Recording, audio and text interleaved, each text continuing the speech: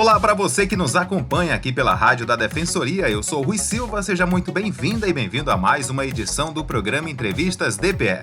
E nesta edição vamos falar de um assunto muito importante, tendo em vista que este ano é ano de eleições municipais. Vamos falar sobre boca de urna, sufrágio, violar o sigilo do voto, são alguns crimes eleitorais mais cometidos durante as eleições.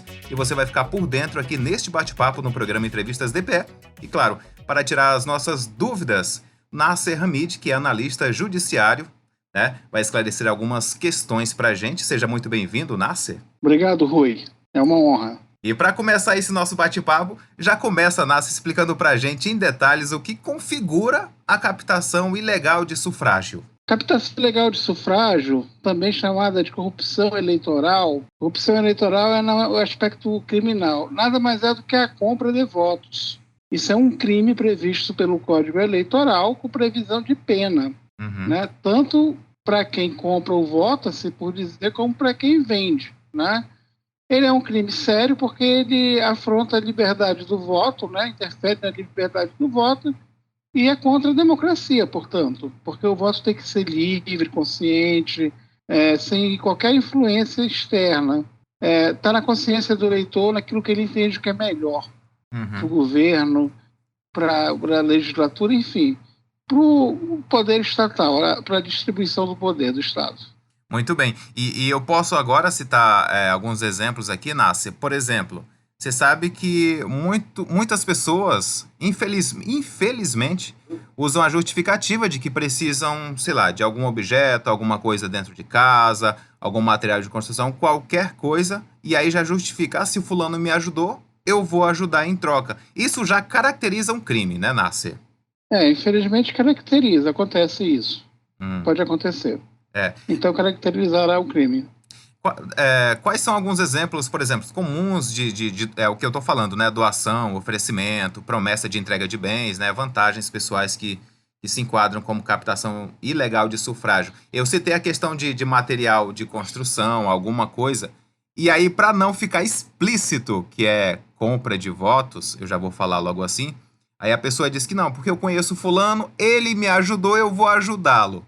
Eu estou tentando usar uma linguagem mais simplificada, a do povão mesmo, para poder deixar bem claro que é ilegal compra de voto. Dá uns exemplos mais básicos para a gente. Olha, a compra de votos a gente já verificou, eu estou falando da jurisprudência sem entrar em caso concreto, né? Sim. Na jurisprudência que eu vejo de todos os tribunais eleitorais do Brasil, né? Então, há várias situações, né? Há casos clássicos como caixas d'água, material de construção, próteses dentárias, dinheiro em espécie mesmo, perto das eleições ou no dia das eleições. Existem, assim, uma prática, assim, uma gama enorme de práticas infelizes que a mente produz. De vez em quando você verifica, né? Então, de vez em quando a gente se assusta até, mas existem várias formas. A questão de exames sempre médicos. É uma tônica, a entrega, dependendo muito da situação, pode configurar, né? A gente não sabe se o exame médico é feito ou oferecido em troca de um voto, é compra de voto, né? Se houver, sempre há uma mercancia, né? Sim. Troca-se o voto por algum bem da vida, alguma utilidade, ou mesmo até dinheiro. É assim que funciona. Aquela Pelo situação. que eu pude ver na jurisprudência até hoje. Eu lhe ajudo e você me ajuda. É mais ou menos assim que funciona. E para não entrar explícito pode acontecer, né, no modo de falar. E é claro que é conduzida toda uma investigação, não é, Nasser, em relação à captação ilegal de sufrágio. Como que vocês fazem neste caso?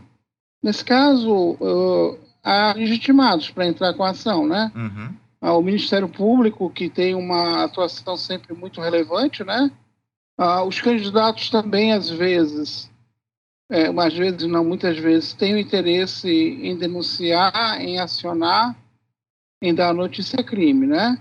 O que ocorre inquéritos policiais, ocorrem ações penais, observando-se o devido processo legal e a ampla defesa. E pode resultar numa condenação, né? E na esfera civil pode pode ocasionar outras coisas também, como multa, aplicação de multa, né? Uhum. E eleitos podem perder o diploma, o mandato, dependendo muito da situação. Essa situação ela é muito complexa, né? Sim. Tem o Poder Judiciário, ele trabalha dentro de um processo, com os atores do processo, né? Quem acusa, quem defende, e faz lá uma dinâmica, né? De acusação, análise de defesa, análise de provas, para no final sintetizar se vai condenar ou não, né? Dependendo do que se concluir, se houve ou não a conduta. Muito bem colocado. E, obviamente, agora eu vou trazer para o nosso estado, para a nossa capital, e eu acredito que tenham várias outras capitais. Há uma cultura muito errônea nessa questão de aguardar o toma lá da cá, eu vou lhe ajudar e você me ajuda. Há uma investigação para esses casos em especial, daquelas pessoas que. Eu vou citar aqui um exemplo básico, tá, Nasser? Que você com certeza já sabe, já ouviu muito falar. O pessoal fica em frente às casas, fica de plantão, de prontidão, em véspera de eleição. E aí? Olha, eu não posso falar para você que existe uma cultura, digamos assim, criminosa. Eu não tenho esses dados, esses elementos, né? Uhum, Então, nós sempre trabalhamos muito com o caso em concreto, né? Com o eu que se sei. apura, com o que se flagra, com o que se encontra, né? Uhum, E isso nós estamos na dependência, porque o Poder Judiciário, ele é, como é que se diz? O Poder Judiciário, ele é inerte, né? Ele não tem partes, ele é imparcial, então ele espera ser provocado. A polícia, Ministério Público, interessados que entrem na ação. Mas muito. veja bem, não dá para dizer que tem que existe uma cultura prévia, é tudo muito em cima do caso concreto. Se você me perguntar, eu vejo na jurisprudência que perto das eleições ou nas eleições, no Brasil inteiro ocorrem, tá entendendo? Algumas Uhum, práticas infelizes, compra de voto, né? isso. E quando elas chegam ao conhecimento dos canais competentes, iniciativas são tomadas, né? Inquérito policial por parte da polícia, ações eleitorais, tanto por parte do Ministério Público como por parte das partes, dos interessados, né? Uhum. E assim funciona o nosso sistema, né? O nosso sistema processual. Perfeita colocação, Nasser. Excelente resposta. E fala pra gente qual a diferença entre, por exemplo, a boca de urna e a captação de sufrágio, para que a gente possa entender. A boca de urna é quando, no dia das eleições, o eleitor é abordado geralmente por cabos eleitorais, que chamam, né, que são esses ativistas de campanha eleitorais, Uhum. e lá se é feito a propaganda, dão propaganda para ele, fazem a propaganda, pedem o voto. Então, a boca de urna nada mais é do que uma propaganda no dia das eleições, o que a Lei 9.504 veda. A compra de votos é algo jamais. A captação de sufrágio, lista de sufrágio ou compra de votos, já é algo, apesar de ser também uma conduta criminosa, eu acho que já é algo um pouco mais grave, né? É Uhum. quando se oferece algum bem ou vantagem de cunho econômico ou de qualquer outro cunho para que a pessoa vote em determinado candidato. É o que popularmente chama-se de compra de voto mesmo, Uhum. né? As duas condutas são proibidas pela lei, as duas condutas são tidas como crime. Muito bem. E é crime violar ou tentar violar o sigilo do voto, Nasser? Sim, exatamente. O voto ele tem o sigilo garantido pela lei. Você não pode violar o sigilo do voto, de forma nenhuma, porque é uma garantia da privacidade do eleitor, também uma garantia da liberdade dele. Ele vota em quem ele quiser e não tem que dar satisfação para ninguém. Muito bem. E eu vou tentar citar um exemplo aqui, me corrija, tá? Se caso eu falhar nesse exemplo.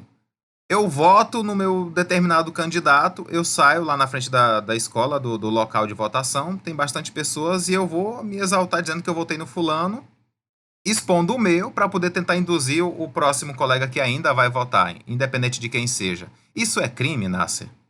Olha, não dá para chegar e dizer se isso é crime ou não, Eu porque vou veja tentar te bem, o crime convencer a você votar no pode. meu candidato, entendeu, né? Veja bem, o crime para ser constatado, ele Hum, tem que preencher uma série de elementos, né? muito bem. Veja bem, aqui nós já falamos e chegamos aqui num acordo, né? Aham. Vamos dizer, um acordo assim, do ponto de vista acadêmico que conversamos, né? Uhum. Muito em tese, né? Sim. Nós sabemos que, em tese, né, a lei proíbe a boca de urna, que nada mais é do que a propaganda, né? Uhum. Se de repente houver entendimento, alguém entender que essa conduta aí acabou resultando numa propaganda numa boca de urna, o responsável por isso pode, né, Uhum. sofrer uma ação penal sobre isso aí. Agora, assim, dizer se a ação vai ser julgada procedente ou não, eu não sei, porque para uma ação ser julgada procedente, primeiro ela tem que ser ajuizada, processada e decidida por quem tem competência, Muito bem. né? E existe Assim, a o gente pode canal falar de. muito em tese. Sim, claro. Nesse exemplo, a gente já consegue entender, né, quem está nos acompanhando aqui pela Rádio da Defensoria. E, Nasce, existe um contato imediato que a pessoa pode denunciar, ou mesmo através do meio mais rápido no local, vamos supor, a polícia. A polícia, quando constatar, entender que está diante de um crime, seja ele eleitoral, seja ele um crime comum, né, Uhum. ela pode e deve efetuar a prisão em flagrante delito, né? Isso. E. E a polícia, vamos dizer, geralmente é a primeira linha de combate, né? Uhum.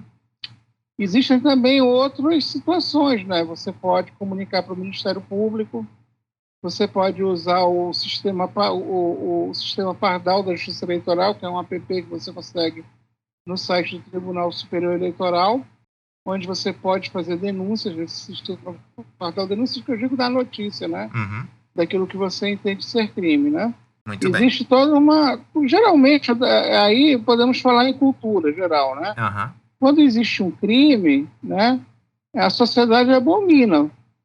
Se você vê um cometimento de um crime, você chama a polícia, você faz uma ligação para o 190, você procura saber como fazer isso chegar para as autoridades competentes. Isso aqui, aí sim nós temos a cultura, né? Uhum. A população não tolera, a sociedade não tolera práticas criminosas. Muito bem. E com certeza, até o momento do dia das eleições, vão haver muitas campanhas em relação a conscientizar a população, que é o que a gente precisa, né? Nasce. Levar. Eu sei que o pessoal, muita gente sabe, obviamente sabe, mas é preciso que fortaleça essa questão de que só existe o vendedor se tiver o comprador. Então, acabar com isso e pôr na cabeça, Perfeito. né? Pôr na cabeça do eleitor que ele está prejudicando a si mesmo e as suas gerações futuras. Sim, a conscientização, eu diria até algo mais amplo, a educação, Uhum. ela é uma conduta que tem que ser feita diariamente e durante todos os dias e todas as horas do dia, se possível, Verdade. né?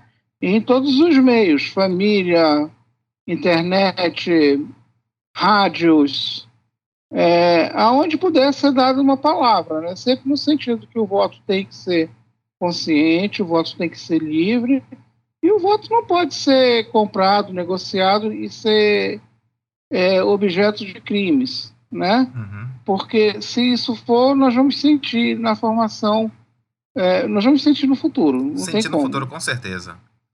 Nasce, Uhum. eu quero aqui que você faça não vou dizer um alerta, mas dê um comunicado para aquelas pessoas ficarem atentas, né, e dar o seu voto de confiança, mas com base no que ele sente, que ele acha, porque meios para verificar se A ou B ou C é bom ou não para ele, para a sociedade, já existem, que são as redes sociais, que tem na palma da nossa mão. Então, dá aquela palavra para o eleitor ficar mais consciente, né, ficar em alerta sempre em relação a essas coisas que são erradas, né? A pergunta, por ser bem formulada, já trouxe a resposta. A pergunta traz a resposta quando menciona em redes sociais. Redes sociais são um aspecto de algo muito maior, que é a cultura da informação. Hoje nós temos uma cultura da informação. Nós temos a internet, nós temos os meios que estão na internet, os meios de comunicação, nós podemos fazer pesquisas nos aplicativos, nos sites de buscas. Portanto, a gente consegue observar o perfil de cada candidato, né? Uhum. Então, o eleitor ele tem que tentar identificar qual é o candidato que corresponde ao seu perfil, ao que você acha ideal, entende? Para Uhum. o exercício do governo, da administração pública, e nele votar, né?